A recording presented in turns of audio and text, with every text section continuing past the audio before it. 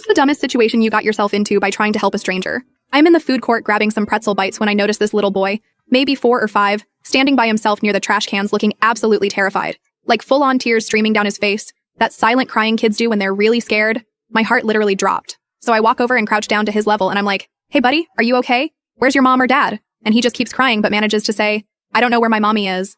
And OMG, I felt so bad for him. I look around for anyone who seems to be frantically searching for a kid, but the food court is packed and nobody looks concerned. So I ask his name, Troy, and tell him my name is Jade and that I'll help him find his mom. I ask what she looks like, what she's wearing, etc. But he's so upset he can barely talk. Just keep saying, "I want my mommy," over and over. I'm thinking the smart thing would be to find mall security, so I tell Troy we're going to find someone who can help us find his mom. I hold out my hand and ask if it's okay if I hold his hand so we don't get separated. He nods and takes my hand. We start walking toward where I think the security office is, and I'm talking to him the whole time trying to calm him down, asking about his favorite cartoon, telling him it's gonna be okay, etc. He starts to chill a bit and tells me he likes Paw Patrol. So we're walking for maybe 2 minutes when I hear this blood-curdling scream behind us. I turn around and there's this woman running full speed at us, pointing and screaming, "That's my son, she's taking my son!" Troy yells, "Mommy!" and lets go of my hand to run to her, and I'm standing there like, as this woman scoops him up and then turns to me with the most hateful look I've ever seen on a human face. She starts screaming at me, calling me a kidnapper, a predator, saying she's gonna have me arrested, etc., etc. People are staring. Like everyone is staring.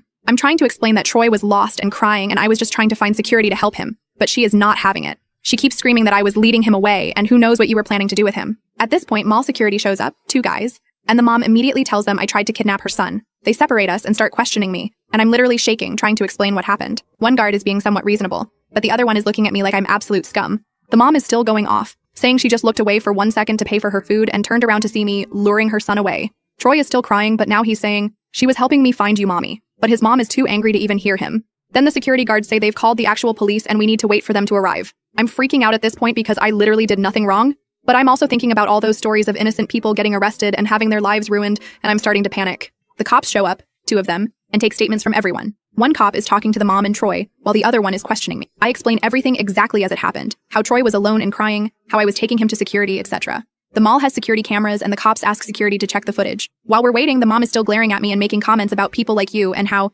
you can't trust anyone these days.